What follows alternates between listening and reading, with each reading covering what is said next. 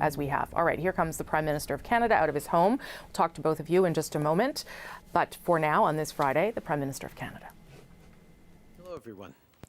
This morning, we awoke to terrible news coming out of Pakistan.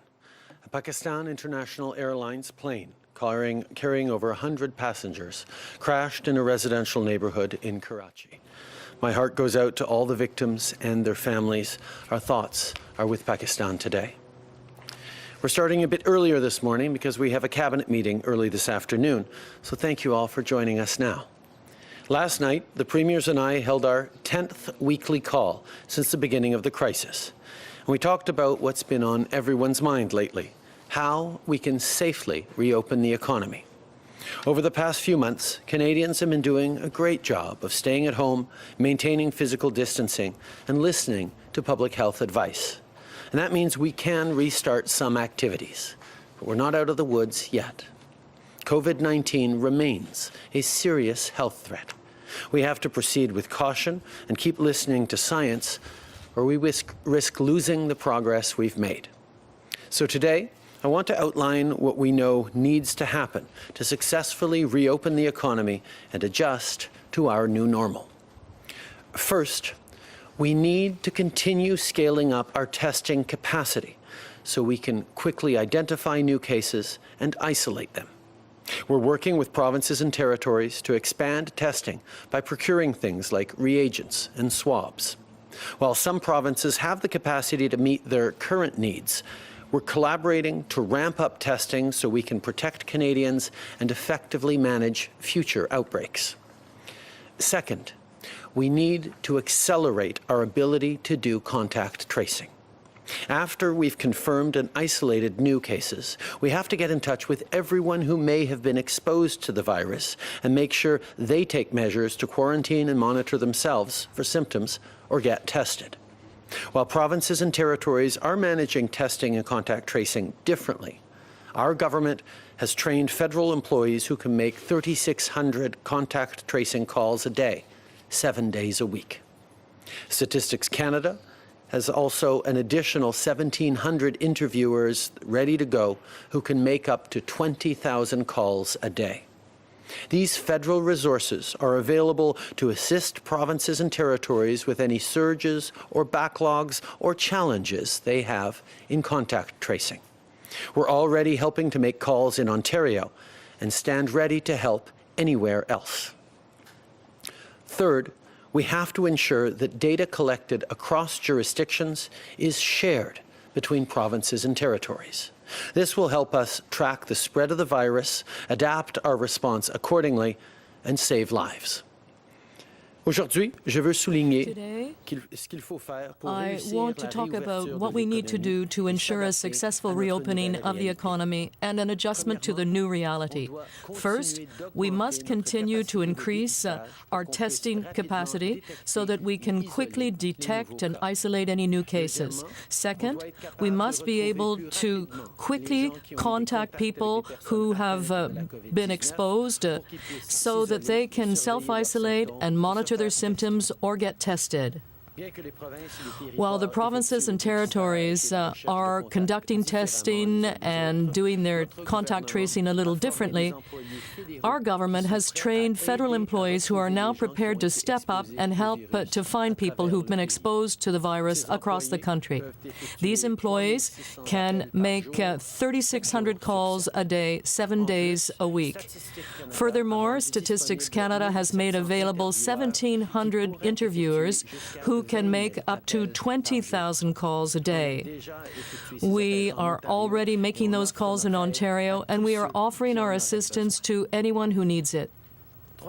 Third, we have to ensure that the data collected by the provinces and territories are shared right across the country. That will help us to follow the spread of the virus, to adapt our response accordingly, and to save lives.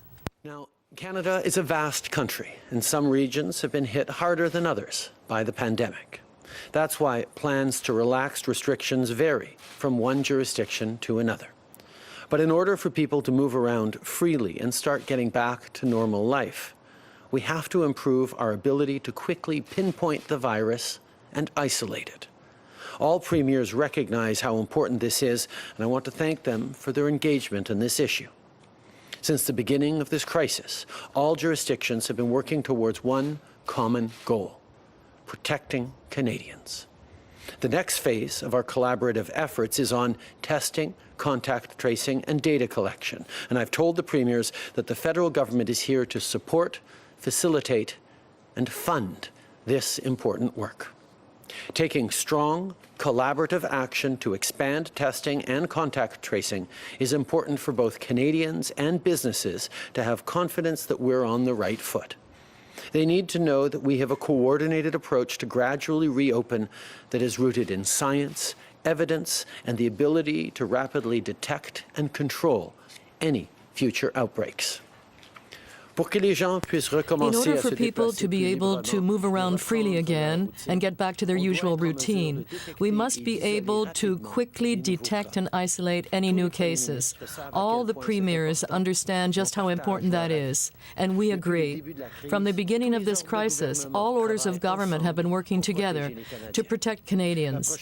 The next phase of our collaboration will focus on testing, contact tracing, and data sharing. And as I said to my colleagues right across the country, the federal government will be there to support, facilitate, and fund that work. It's important for Canadians, as it is for businesses, to know that we are cooperating in order to step up the testing and contact tracing. The last few months have been very difficult for everyone because we're going through a period of uncertainty, and life was turned upside down overnight. But we put in place certain measures to help people get through the crisis, whether you're a student, a retiree, or unemployed. And if you need help but you're not sure where to begin, we now have a new online tool that can help you. Go to canada.ca coronavirus benefits to get more information. You can answer a couple of questions and the tool will give you a list of programs that you are eligible for. We've set up a number of programs to help everyone from students to parents to seniors get through this crisis. If you need support but you're not quite sure where to start, we now have a new online tool to help you. Just go to canada.ca/coronavirus benefits. You'll find a list of a few simple questions, and the tool will generate an array of programs for which you may be eligible. I want to close today by addressing the significant increase in acts of racism against Asian Canadians. Over the past few weeks and months, businesses, buildings, and statues have been vandalized. People have been verbally abused and physically attacked. It's unacceptable. Hate, violence, and discrimination have no place in Canada. This is not who we are as Canadians. I want to thank those who have stood up against violence and exposed what is happening in our communities. We need to speak out against racism wherever it is found so we can stop it. To Asian Canadians across the country, know that we all stand with you. We will not let hate divide us. Merci tout le monde. Thank you, Prime Minister. We'll now go to the phone for questions. Operator. Thank you. Merci. Première question, Marie-Estelle Le Devoir. À vous. Oui, bonjour, Monsieur Trudeau. Good morning, Mr. Trudeau. I'd like to talk about the contact tracing and testing. You did discuss this in your conversation with the premiers. And I would like to know whether you arrived at an agreement on a national contact tracing strategy. And does that include using mobile applications for contact tracing? And if so, are we talking about voluntary use or what exactly? Now, right across the country, we now have the ability to conduct 60,000 tests a day, but we are not yet at that point because a number of regions do not need to increase the pace of their testing because the situation there is more under control. But in other regions, we will be there to support providing the necessary materials. We talked to the provinces last evening, and we've been talking to them for a number of weeks now to find out what their specific testing needs are and also what they need to do to increase their contact tracing. As I said, we have set up a network of public servants that are prepared to help the provinces with their testing. But the first step is really understanding what the needs are and what the plans are in every province and territory. And we're working very closely with Ontario now on contact tracing, and we will be there to help any other province or territory that requires assistance. We just need them to ask us what can be done to increase the pace of that testing and contact tracing. With respect to applications, we're continuing to work on that, and we'll have more to say about that in the coming days. We have, from the very beginning, highlighted how important it is to increase testing capacity. We have currently a testing capacity around 60,000 tests a day, but that capacity hasn't been reached yet anywhere in the country because we have a number of provinces that don't have to augment all that much their testing capacity because things are under control. But everyone needs to be ready in case there is a surge, which is why we're moving forward on ensuring that there is that testing capacity, and we continue to ramp it up. In regards to contact tracing, we know that that is an essential element as we move forward. We're working very closely with Ontario. We've developed a public service approach federally that is there to support the mechanisms in the province to do that contact tracing, and we're ramping it up. But we also are there, obviously, to help any other province that would need help with contact tracing, and we've asked provinces to highlight for us what their plans are and how we can help with that. In regards to the app, we continue to work on that and hopefully have things to share in the coming days or weeks. Marie? Follow up? On another topic, Parliament is expected to return on Monday. It has been suggested that the Parliament be able to sit and discuss many other issues. So, do you agree that it's time to expand Parliament's activities? And should MPs be able to address any subject other than the pandemic? First of all, we're in a situation where the pandemic has become our everyday reality for all Canadians, and we have to take action and respond accordingly. And of course, there's no doubt that that is our priority as a government. We want to be there to help Canadians during this crisis, but it's also the priority of all parliamentarians. But there are conversations occurring right now with the different parties in the House of Commons to see how we can return to work and how we should do that. Canadians know full well that we need a functioning Parliament during this crisis, and that's exactly what we're seeking to do. Merci. Prochaine question. Operator. Thank you. Merci. Prochaine question, Émilie Bergeron, Agence QMI. À vous. Good morning, Mr. Trudeau. For a number of weeks, you've been talking about the importance of doing more testing, and yet in a number of clinics, the number of tests is not very significant,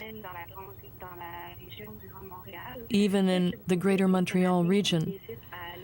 So what do you say to Canadians who are hesitating to go and get tested? Well, we need to do much more testing. That is how we will be able to control the reopening of the economy and control the spread of the virus. That's important. And I know that the provinces may have different approaches to this, but we do need to ramp up the pace of testing, and a number of provinces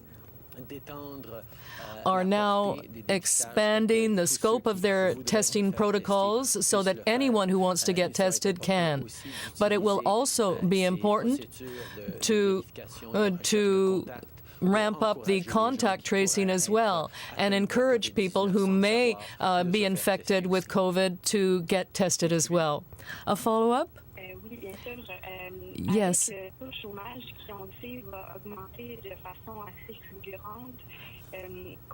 Now, do you consider that immigration levels should stay the same? I think it's important to understand that we have paused our economy for the time being. There are a lot of people that have to stay home and cannot work. But as soon as the economy starts up again, we will need workers. I know and I'm confident that the Canadian economy will rebound, and newcomers to this country are an important part of the growth that we're going to have in this country. We will have to set the immigration levels at a responsible threshold, but give proper opportunities both to Canadians and people coming from abroad. Newcomers create jobs in Canada. That has always been the case, and it will still be the case in future. Thank you. Thank you. Merci. Next question, Ryan Tilty, National Post, line open. Yeah, good morning, sir. I'm wondering, the negotiations are ongoing over the reopening of Parliament, which is set to start on Monday. I'm wondering what your position is. Do you want the status quo to continue? Do you want to see some sort of larger Parliament, some sort of hybrid model? What are you looking for? I think we want what Canadians want, to make sure that there is a functioning Parliament that will ensure that questions and preoccupations from across the country get heard. There are certainly non-COVID things we could be moving forward on, but I think the focus will always need to be on this exceptional situation we're in and our government's and our country's response to that. Those discussions continue to be ongoing, and I know that all parties are united in wanting to ensure that we continue, as we have been, to demonstrate that our democracy is strong and our institutions are functioning, not just despite the crisis, but because of the crisis. Okay. Évidemment, il y a plusieurs enjeux dont il va falloir. Of course, there are a number of issues that we will have to discuss in the coming weeks. Not all of them are directly linked to COVID-19, but the priority will be the crisis in which we are now involved. And we will continue those discussions with the other political parties because Canadians want a functioning Parliament. For a number of weeks now, we've been sitting 3 times a week, and we will continue to get the work done so that we're making the right decisions for Canadians right across the country. Thank you. Ryan, next question. Yeah, I'm just wondering, sir, do you envision an end to the virtual parliaments and more sessions in person? Do you see some sort of hybrid model? What do you physically expect Parliament to see in the coming weeks? And do you think it should extend its sitting through the summer? These are conversations that are ongoing between all party leaders. I think obviously we will be physically present in reduced numbers regardless of what the final decision is by all parties. There will have to be a way for parliamentarians across the country to express the concerns and ask questions on behalf of their constituents. These are the kinds of things that we're working out, and I know just as we have been able to sit over the past weeks 3 times a week and continue the functioning of our Parliament, we will be able to continue that into the coming weeks. Just as we were able to respond to questions and ensure that Canadians right across the country are properly represented in Parliament in recent weeks, we will continue to work to ensure that our democracy is functioning properly in the coming weeks. We'll take one more question. Thank you. Merci. Next question, Jordan Press, the Canadian Press, line open.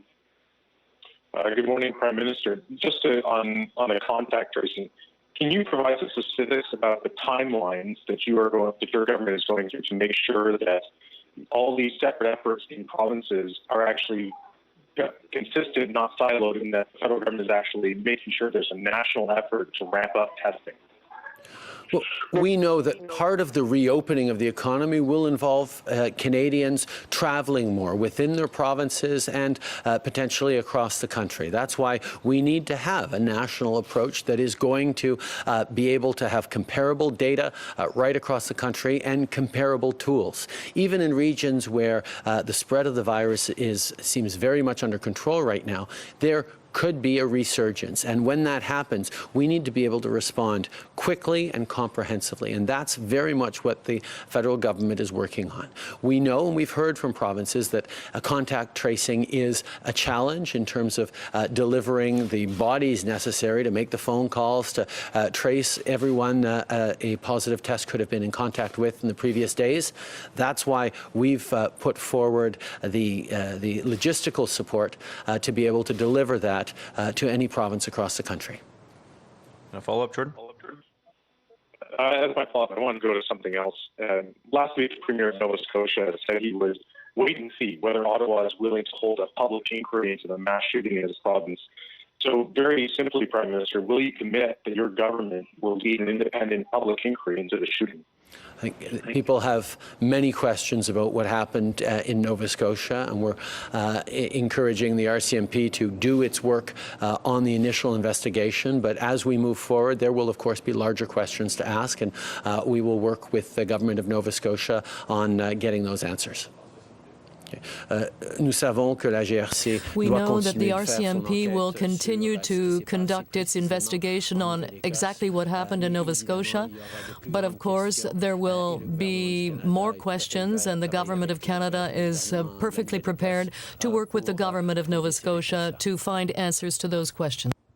Good morning, Prime Minister. Salima Shifty, GCBC. I want to go back to contact tracing. You're offering several thousand federal employees to help with that, but if only Ontario has signed on and not Quebec, how does that square with the immediate improvement that you were talking about earlier? And is the message of urgency being lost here? We have been reaching out over the past week to all provinces to determine what their plan is on contact tracing, what exactly they are doing, and whether or not they need more help. We have highlighted that we have more resources that can be deployed immediately. They've been in place for a while, and we certainly hope to hear back from the provinces that could need this quickly to tell us whether and how they want us to help. A number of provinces have, some have not yet. Okay. For a number of days, we have been telling the provinces that we have available resources, and we ask them directly what their plans are with contact tracing and what their capacity is, and whether they need help or want more resources to do that. A number of provinces answered, and some have not yet responded to that, but we hope to be able to help right across the country, particularly in those areas that need help. Apple and Google have actually said that their tracking platforms will require one app per country, and there is a need for this to happen quickly. Obviously, we've been waiting on an announcement for this for weeks. People need to download the app. Will Ottawa step in and impose one app for provinces to use to make digital tracing as effective as possible? Around the world, there have been a number of different apps developed, Singapore, Australia, other places. One of the challenges that those apps have encountered is that it has to sit in the foreground of your phone and drains the battery. That's why the fix that Apple and Google are talking about bringing in the beginning of June will be extremely important as a base for an effective contact tracing or exposure notification app. We are working with a number of different partners on potential apps. We're working closely with Apple and Google on the update that they will be bringing forward. And it is our expectation that when the time comes for that to be released, we will be able to recommend strongly to Canadians a particular app that will help us manage the spread of COVID-19. Okay. The applications that have been developed around the world to fight COVID-19 would be improved if they incorporate a change that Apple and Google are now making in their systems. This is something that should be released in June, and we are hoping to be able to recommend an application to Canadians at that time so that we can help to control the spread of the virus. Glenn McGregor, CTV News. Prime Minister, I want to ask about the situation in Hong Kong. As you know, the Chinese government is considering very serious security legislation that's going to really change the situation on the ground there at least for the 300,000 Canadians who are there now, and could very likely end the one country, two systems arrangement that they've had for a while. What's your message to Beijing now, and would you consider any kind of sanctions or any formal diplomatic rebuke if the government proceeds with this? We are concerned with the situation in Hong Kong. We have 300,000 Canadians who live in Hong Kong, and that's one of the reasons why we want to ensure that the one country, two systems approach continues for Hong Kong. We have long called for a de-escalation of tensions and genuine dialogue with Hong Kong, between Hong Kong citizens and Beijing. We continue to call for that, and we will keep monitoring the situation closely. We're very concerned about the situation in Hong Kong and have been for a long time. There are 300,000 Canadians living there, and the approach of one country and two systems that's been in place in Hong Kong continues to be very important. We have made it clear to Beijing that it's very important to pursue that dialogue with the citizens of Hong Kong and to reduce the tensions there. Steve Chase, Globe and Mail. Prime Minister, I want to ask you what you're doing to protect the intellectual property that's being generated by this $1.2 billion you've poured into COVID-related research. One of Canada's spy agencies, CSIS, sent a note to bulletin to university researchers and academics warning them that there are increased risks right now, and particularly because people are working from home, particularly because there's a lot of international collaboration taking place. The FBI sent out a similar warning, but unlike Canada, they actually identified the country they're most concerned about as China. So my question for you is, what are you doing to protect us? Can you tell us anything about the breaches that have taken place so far? And are you going to build some kind of international coalition with other countries to confront China?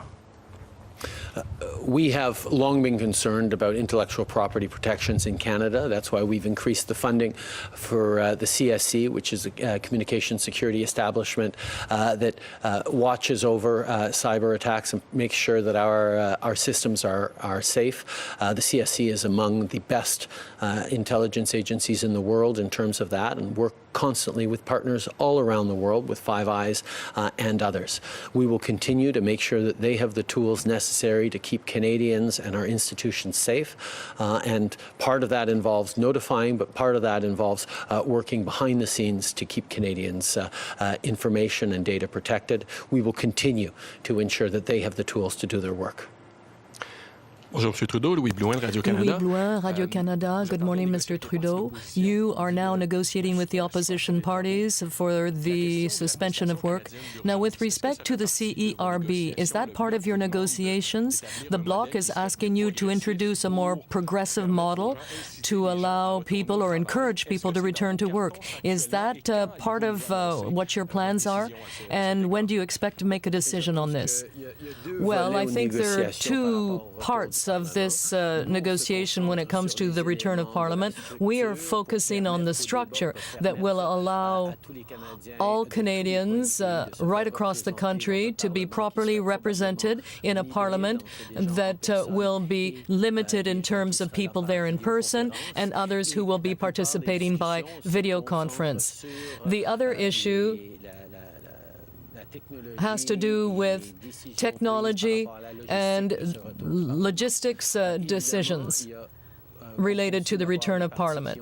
Now, there are parties making suggestions and recommendations to improve some of the programs that are there for Canadians in order to better help Canadians and businesses in this crisis, and that's what we continue to work on with them. But we prefer to separate the discussions on the return to Parliament from those with respect to amending specific policies. There are two things that are being discussed that are a little bit blended in some people's views that we tend to keep a little more separate. There are reflections on how Parliament is coming back, how we will ensure that our institutions, our democracy continues to function strongly as it has over the past few weeks with 3 sessions a week. We know that going forward we're going to keep working and need to bring forward new issues. And then there is the other reflection on proposals and suggestions made by other parties on how to improve the benefits we're sending to Canadians, how to facilitate the reopening of the economy, and those conversations will continue on a separate track. Hier, le premier ministre du Québec, Yesterday, François Legault said he was competing with the CERB, and this is harming the ability of people to return to work. Well, we are in a situation where millions of Canadians have no job, where tens of millions of students that were relying on a summer job this year in order to pay their rent or pay their tuition will not have a summer job. We need to be there to support people who need help, and that's exactly what we're doing. The unemployment rate among young people is close to 35%. Young people want to work, they want to contribute, but they want to receive the necessary support, and that's why we brought in the emergency student benefit. We know that millions of Canadians are off work right now, and tens of thousands of students who were relying on summer jobs to be able to pay for their groceries, their rent, their tuition fees, are not going to be able to find those any summer jobs. We needed to make sure that we're supporting those students so that they can continue in their path to higher education, so that they can continue to contribute to society. I know lots of young people want to contribute. That's why we're creating more jobs, more opportunities for them to develop experience. But we also needed to make sure that they were supported during this summer of unemployment, and that's exactly what we've done. Hi, Prime Minister. Crystal O, Global News. The number of cases of COVID-19 among military members helping in Ontario and Quebec long-term care homes has doubled in the past week. Why is the military not yet receiving hazard pay when they are clearly at an increased risk? These are discussions that are ongoing within the military. We need to thank the women and men of the armed forces for stepping up yet again whenever they are called on to go into difficult or risky situations to do the work of protecting Canadians. This is what they're doing. We thank them. We salute them. And you've had several calls this week to advance Canada's candidacy for the UN Security Council seat. As any diplomat who's tracked these votes knows, there's a heavy amount of horse trading for support. So what is Canada offering? Financial aid, votes for other candidates? What will you offer Arab countries this afternoon for their support? And what did you offer other countries and leaders earlier this week in exchange for their support? From the beginning, Canada has framed our engagement for the UN Security Council as a means to an end. And what we are doing is demonstrating how we see the importance of multilateralism around the world, how we see a need to work together across borders to improve the situation both during this COVID crisis and contribute to a better world moving forward. Canada's voice is one that brings people together on the world stage, and we will continue to play a significant role. We are big enough to make a difference on the Council, but small enough to know that we can't do it alone. Our capacity to pull people together, to represent and reflect the diversity of the planet within our own population and make that diversity and difference a source of strength, not just within Canada, but in our multilateral organizations, is why we know that Canada has an important role to play, and Canadians have an important voice that needs to be heard on the UN Security Council going forward.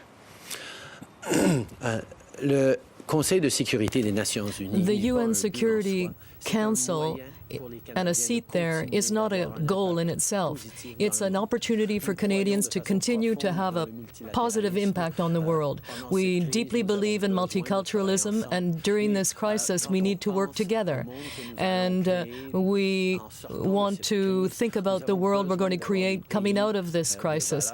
We want countries that use proper values and principles, and we want proper diversity around the planet as well, so that we can work together on climate change or on economic investments in developing countries or on technology and science. We have a role to play, and Canadians on the Security Council will have a positive impact on the world as a whole. And that's what I tell people when I speak to other world leaders, as we also talk about challenges associated with climate change and COVID-19 that are also on the agenda during these conversations. Thank you all very much. That is the Prime Minister of Canada on this Friday, giving us an update on his government's response to the pandemic.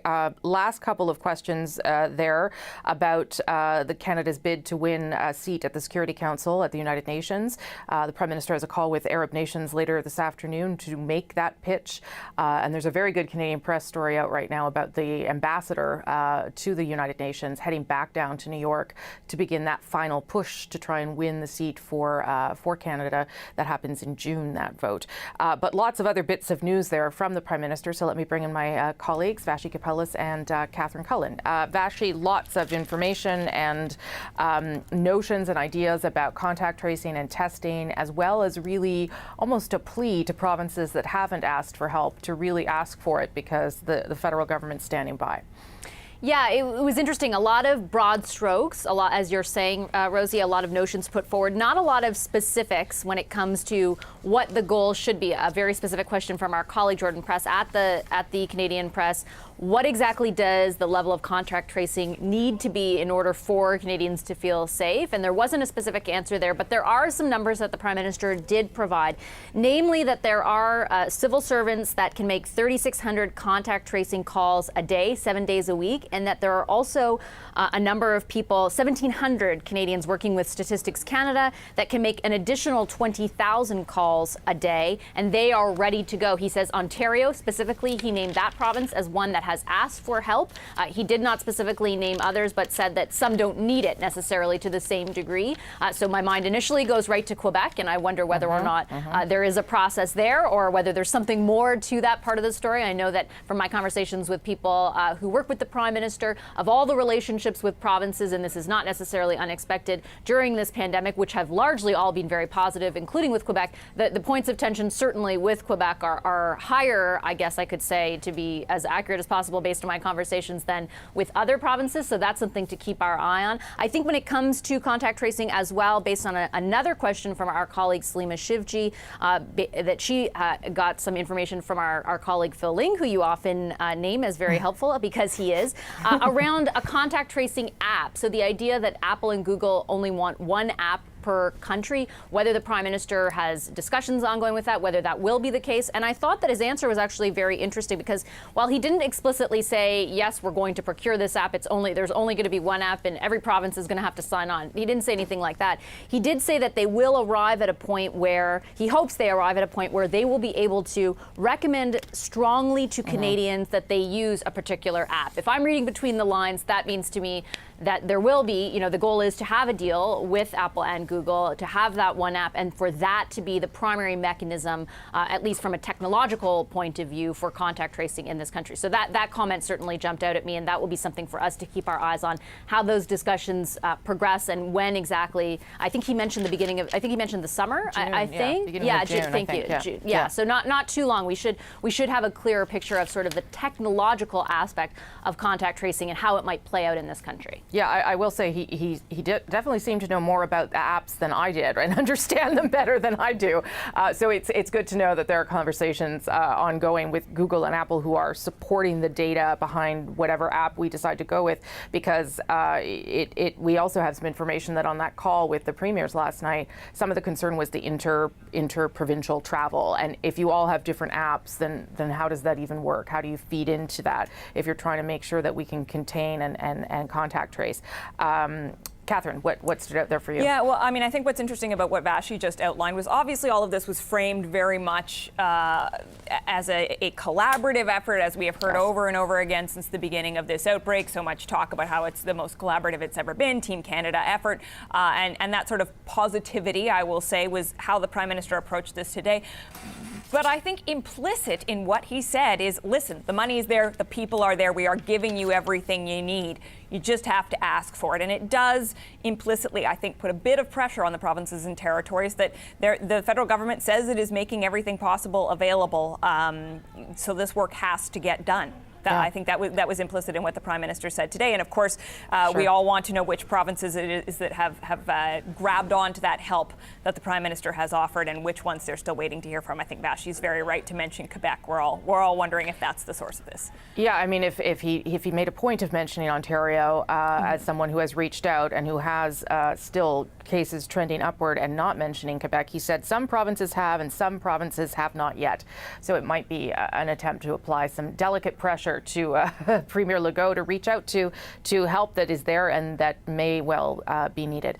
I just want to end on China, if I can, because I know you're both tracking that story on different angles. He was asked about the situation in terms of the further restrictions from China on Hong Kong. Catherine, maybe I'll get you to start on that.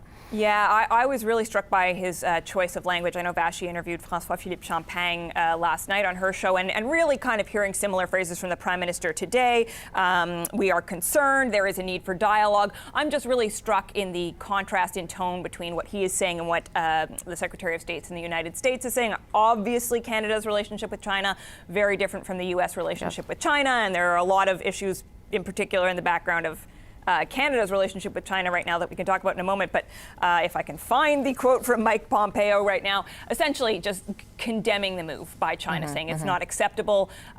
Protesters in Hong Kong have said that China's move to impose this new security law, and in that law perhaps have security agencies from Beijing actually set up office in Hong Kong, that this is the end of Hong Kong as they know it, that the sort of freedoms that they have enjoyed could be destroyed by this. The Prime Minister, I would say, quite cautious in the tone, certainly in contrast to the United States. Yeah, I mean, that has been part of the story of the pandemic is how governments respond to China or describe their interactions with China throughout all of this. It does seem like China's sort of picking up where it left off with Hong Kong as things had, seemed to die down around democracy protests and whatnot, and now China's back there sort of I don't know, trying to, again, take control in some way or anyway dictate the way things unfold in Hong Kong, Vashi? Yeah, I think what's important to underscore is it speaks exactly to what you just laid out, Rosie. So this new security law, which is expected to be basically rubber stamped, essentially will target those who protest against the communist regime in China. We've already seen, based on a previous extradition law, a huge number of protests, many of which actually ended up turning violent. And we have to remember there are 300,000 Canadians who live in Hong Kong. It's a dangerous situation, so much so that I believe a notice went out, a sort of diplomatic notice today, saying we are expecting increased protests based on the introduction of this security law. And Catherine is absolutely right. I was able to pull up the quote she referenced from Secretary of State Mike Pompeo. The United States condemns the proposal to unilaterally and arbitrarily impose national security legislation on Hong Kong. That was not what the Prime Minister said. And he echoed what François-Philippe Champagne, the Foreign Affairs Minister, said, in that they're basically awaiting further details. They're waiting to see how it plays out. But the word that he used was concern, the same one that Minister Champagne did. They're very concerned. They've long called for de-escalation. He said they will continue monitoring the situation, and they do.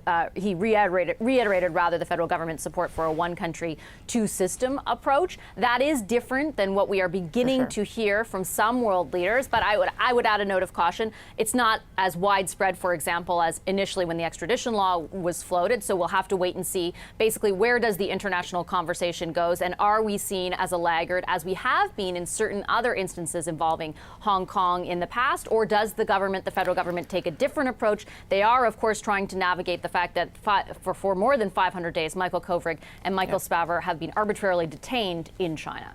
Yeah, very careful language from Canadian politicians there. And on the other issue, too, about potential security breaches on research being done inside Canada, where, again, the U.S. very firmly pointed to China as one of the nations that might be doing that spying or trying to tap into some of that research. Canada wouldn't go down that road to name any of the nation states that might be involved in that. Okay, I'm going to leave you both there. Thank you very much for your coverage, as usual. Vashi Kapellas, her show, Power and Politics, on at 5 Eastern on CBC News Network, and Catherine Cullen, you can probably catch her on The National later tonight. Thank you both. Appreciate it. Before we go, though, we are standing by, I should tell you, to hear from the leader of the official opposition, Andrew Scheer. As you may have heard there from the Prime Minister as well, lots of ongoing negotiations about what happens on Monday. Monday is supposed to be the return of the House of Commons in its full format, although probably not with 338 MPs. Everyone agrees that would not be a good idea, but the Conservatives and other opposition parties have been pushing to have Parliament return, to move beyond this COVID committee so that they can have more questions about more topics. And Mr. Scheer says that's important for holding the government to account. We are standing by to bring that to you. But before we do that, I do want to get in this interview, if we can, because it is about what the Prime Minister talked about primarily through that press conference. Dr. Chris Mackey is the Medical Officer of Health and CEO for Middlesex London Health Unit, and he joins